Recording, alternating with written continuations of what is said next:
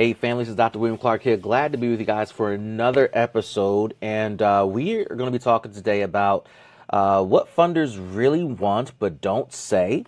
What funders really want but don't say. This is, I think this could be an interesting conversation for some of you who may not be familiar with how funders work, how the relationships work, and how funding kind of navigates through and to your organization, particularly as you're looking to secure the dollars you are looking for. I got 4 points for you, and we got an article for you. With that being said, before we jump into this episode is sponsored by me and our new book, Built to Fund, the Fundable Nonprofit. This is a strategic workbook for fundraising, building capacity, and sustaining impact. If you are thinking about updating your fundraising plan, or you're building one for the first time, I want to encourage you to come on and get your copy. Click the link below or above this video, wherever you're streaming it, to download your copy of our book/workbook Built to Fund. This book has been designed specifically with you in mind to help you think through the stages of developing a credible fundraising plan. And it ties into what we are talking about today, right? What funders really want. Some of what we're going to talk about today, I think, is going to play a role in what will show up in the workbook. So get your copy today so you can follow along with what we're saying. Also, this book is designed to be developed in partnership with your team. So don't do it by yourself. That way you can download a copy for you, and you can also create an account and download a copy for your staff. Now, if you are looking for a paperback that is bounded, we got you covered. Go ahead and get your copy of the case. The case of books we've created for you has 10 copies in it so that you can distribute it amongst your staff, work with your team to develop your fundraising plan, and to become sustainable. So click the link below to download your ebook copy or to purchase a case of books for your team at your office. Let's jump into it. What do funders really want, but they do not say? So the first thing is they want transparency. Now, transparency does not mean just bear all, right, and give all information that is not requested. But one of the things that I tend to say about funders that I truly believe is that funders and their staff, they are really smart people. They have been exposed to the work that you've done. They have been in the business, the nonprofit business, the funding business, the program business, the program design, program delivery business, the QA business, the tech business, the data business. They've been in the business for a long time as it relates to nonprofits and all things nonprofits. And so the role that they're playing as the distributor of resources is to qualify applicants or proposals to determine who's eligible, who's qualified to receive these resources. And so to do that, they ask a series of questions, particularly if you're thinking about grants or proposals or RFPs, to get at understanding of your organization and what's going on. What have you been working on? What's the current state of the business in your programs? And then what's the future state, right? That vision down the road that we can all see a clear pathway towards. So the transparency they're looking for is to help them connect the dots with how their dollars and their investment will help you run operations today and prepare for a future that is to come. They're not designed to be your bank. They're not designed to be your ATM or your credit card, but they are designed to be your partner on a financial side. But if you only look at your funders on the financial side as just a financial contributor to the work, you're really missing out on what could be a fruitful relationship between you and your funder. It's a partnership, right? They are investing dollars to get outcomes that they care about, whether it's outcomes related to youth or outcomes related to seniors, outcomes related to a particular neighborhood or a particular subject matter that they have committed themselves to. Their investment into your organization, your nonprofit, is saying that we believe so deeply in this work, we are spreading our dollars out so that our dollars can be invested within organizations that can carry out a portion or all of our focus or our goal or our mission, right? So the transparency in that process of what you're working on helps a lot. The second thing that funders look for, and this is a big one, they look for alignment. They are not going to fund groups that are not aligned or interested in the same things they're interested in. So if you are pursuing funding from an organization that serves youth, particularly youth between the ages of 18 and 24 for the sake of argument, but your nonprofit is designed to save whales and puppies, it's not alignment. It is not in alignment. You will not get funding from that organization. What they're looking for are people, organizations, nonprofits who are specifically focused on serving the same population, the same subject area that they care about. So if there's a funder that cares about youth and you serve youth, there's the alignment, right? If there's a funder that cares about workforce development and you care about workforce development, there's alignment. If there's if not a funder that cares about homelessness and you care about homelessness, there's alignment. Now, it drills down even further. So if you look at workforce development, right, your funder cares about workforce development, so do you. There are funders who drill down even further, right? So they may care about workforce development for 14 to 17-year-olds, right? Some are youth. There are folks that care about young adult employment, 18-24, right? There are folks that care about employment for those who are returning home from prison, or folks who care about employment for women, single mothers, single fathers, seniors, right? There are categories. There are folks that care about employment for all people, but they only care about specific industries where employment will show up, right? So they may care about employment in the retail space, in the hospitality space, in the IT space, in the manufacturing space, in the construction space, healthcare space, so on and so on, right? Because it could be specific to an industry, a state, a city, town, and its labor market analysis and needs, right? So there becomes this kind of detailed approach that a funder is looking for, a real detailed relationship they're looking for.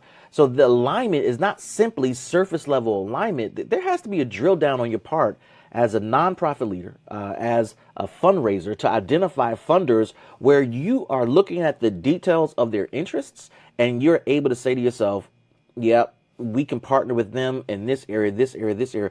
This area might not be a fit for us, but the other areas, yeah, it's a great fit. And to identify alignment, go to their website, right? Go to their website, read and study the website, believe what's on the website. Don't try to force fit something, but just understand what's on the website. And where appropriate, have conversations with those who are releasing the funds, those program officers, etc., to talk about what you're reading, what you're understanding, to understand it more in detail, so that you can identify, is this in alignment? And if you are believing there's alignment, share that story. If you're not there yet because you're still developing some components of your work, here's some good advice. Stay within your lane, right? Only offer what you can offer. Do not stretch. Do not make up new things that you're trying to do or you think you can do because the funder likes it, right? Because that's the funder, as I mentioned, your funders are smart. They can tell when you're just making up stuff, adding stuff, stretching stuff that's not a fit, because they work with enough organizations who are already doing the full portfolio. So they know what best practices are. They know what it looks like. They know what it sounds like. They know what it feels like. So don't try to add stuff to your portfolio that you haven't tested or perfected or sincerely implemented within your organization. Stay within your lane, focus on alignment as much as you are there, and start to build that relationship so that you can start to identify resources that can come into your organization. So we talked about transparency, we talked about alignment. This is a good time to pause and, again, encourage you to download your copy of my book, Built to Fund. This is a strategic workbook for nonprofit organizations to help you think through raising money, building capacity, and sustaining impact. This is an ebook that we've developed specifically for you to help you think through your fundraising plan and topics like this, right? Topics like these that we're talking about today, what funders really want. So when you listen to this particular broadcast and you download the book and go through the workbook and look at the questions that we guide you through to help you develop your fundraising plan, you're going to find specific alignment with what we're teaching in this video series. You're going to find alignment with the questions. You're going to find framing of your answers in a particular way so that you can get the results that you are looking for. So go ahead and get your copy of Built to Fund by clicking the link below. Download it today, and even download it while you're listening to me, because that way, as you're listening to this live stream, you can download and start to follow with me in the book where we're going. So today we're talking about what funders really want but don't say. First we talked about transparency. Next we talked about alignment. Next, they want to know what you're doing around capacity building. Ta-da, right? So one of the things people think about when they realize that we teach fundraising and all that other stuff, they think it's just about the money. And obviously that plays a role. But fundraising is deeply tied to strategic planning, particularly in the nonprofit world. Your ability to plan out your organization's future, your program design, the future state of whatever you're creating, and tie it into revenue, tie it into financial support. It speaks to your ability to build capacity and to show capacity. What does that mean? Your capacity expansion, your ability to build capacity specifically talks about your ability to handle the work and the evolution of the work. Can you handle the customers? Do you know the strategies? Do you know the solutions? Are you constantly in the lab developing new solutions? Are you on the cutting edge of upskilling your own staff to build their strength, their capacity, their smarts, their skills, their tools, their technology, their phraseology, their tool sets as they're in the field serving the customers? What we do in this industry, in the nonprofit industry, we serve out of the goodness of our heart. And that is one of the most endearing things about this industry that bodes well for us, right? It's the heart behind it. But one of the things we miss out on is the brains behind it, right? And some of our team members are all heart, no brain, meaning they're serving with the heart, but they're not keeping up with changing approaches, methodologies, strategies to serve the customer. We have to build their capacity. We have to strengthen their skill set. We have to train them. We have to build the tools, the tech, the systems, the approaches, the phraseology, the methodology to help them deal with challenges better and solve problems better. That's more efficient. When you begin to have this mentality and you start to view yourself as a problem solver, this is what we do in our business. We solve problems for our community, whoever your community is, whatever your customer is.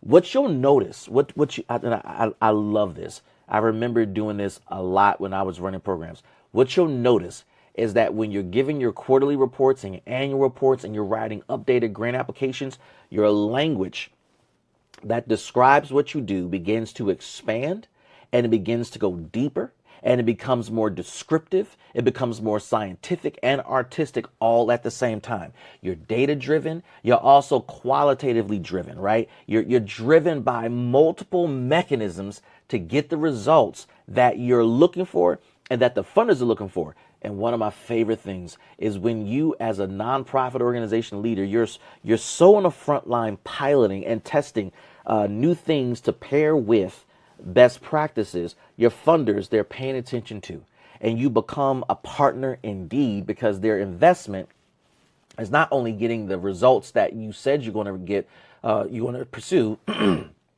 Excuse me. You're not only getting the results you said you're going to pursue or achieve with your grant application, but you're also adding new elements so that for the next funding year, we're going to add something new. We're going to add a new flavor, a new twist to this. We're going to enhance services. And it's not crazy. The enhancement of services will be in alignment with what we do well, with what we already are doing now. We've added the capacity, right? The ability, the tools, the systems, the implementation, the methodology to do just a little bit more and a little bit more and a little bit more. The capacity building process is an iterative process. It is not something you just plop down in your organization and say, here it is. We have greater capacity. No, it is an iterative process. This is why the Built to Fund book that we have created, which you can download right now, helps you build your capacity systematically, step by step by step, so that there is the ability to not only expand capacity, but retain that expansion. We're not here to help you become a rubber band in your fundraising or in your strategy development, because you know what happens once you remove the shape from the rubber band. It pops back into shape and it goes back to its normal size, but a little deformed. But when you're shaping something, when you're building capacity, it's all about creating a permanent structure that can hold that shape. So when you remove the frame or the template, the shape remains, just like a shoe, right? So building capacity is key. If you want to do that with your strategy, with your fundraising, again, download your book, download your copy of my latest book, Built to Fund. Again, look at this tagline: a strategic workbook for fundraising, for raising money, building capacity, and sustaining impact. This stuff that we're teaching, this stuff that's in our book, is designed to help you get into alignment with your funders and your partners. So what funders really want but don't say: number one, transparency; number two, alignment; number three, capacity building; number four, number four ties into number three. They're looking for innovation. We just talked about this. The ability to do new things, to solve problems with new approaches, or tweaked approaches, or adjusted approaches. Maybe what we've been doing for the past 30 years as an industry has now phased out because the generational shifts in our consumer has changed dramatically. And so the approaches of what happened or what worked yesterday might not be relevant for today. So we have to be thoughtful about innovation and creativity along the way. I want to take a moment and go to an article on bonterratech.com, and they wrote an article about what funders want as well. But here's the thing. Here's the thing. One of the things that they mentioned that I do agree with here, and that is the ability to track information. I cannot tell you how critical that is. Now, this is not something that's a secret, right? This is expected. This is anticipated. In some cases, funders provide data system access to their preferred data systems. But what I want to share with you is the importance of learning how to not only track data, but to develop a mechanism to require it within your organization on a day-to-day basis, on a moment-by-moment basis, so that it's real-time data. Long gone are the days where we update data at the end of the day or at the end of the week or at the end of the month. We can't do that anymore. One of the things also that you might need to be thinking about today is purchasing or developing your own data system separate from the funder, but that is alive and well and managed within your organization. We have created our own platform that we make available to our customers called Impact Bud.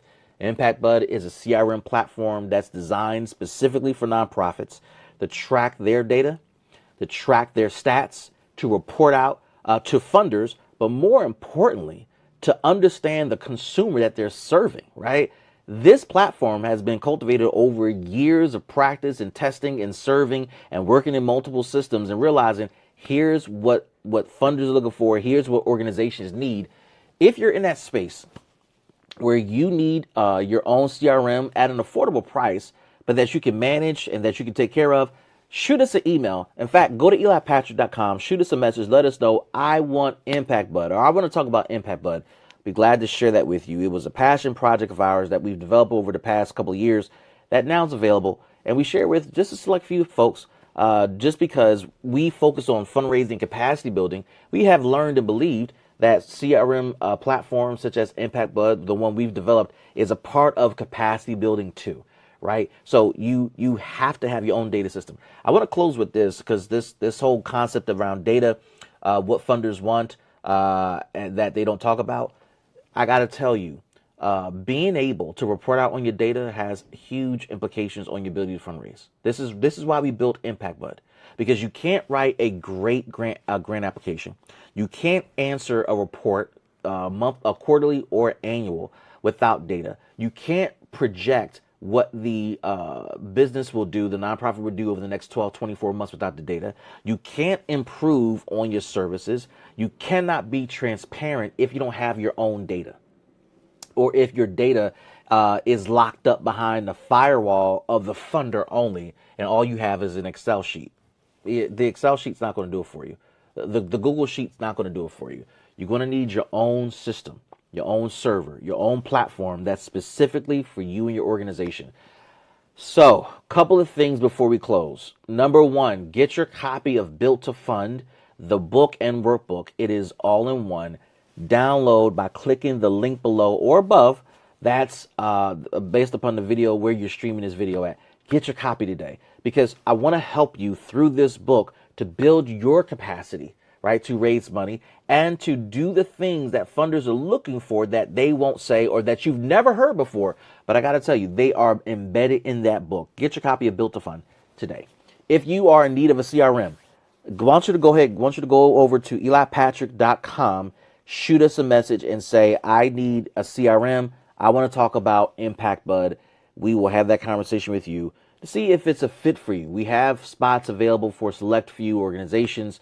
I want to be able to help you build your capacity as much as possible. So download the book, Built to Fund, click the link below, and then go to elipatrick.com, send us a message about Impact Bud. Folks, I'm super excited to hear about what you're going to accomplish with the information that we're sharing, with the books that are available, that we have, as well as Impact Bud, that your ability to manage the data and do good work.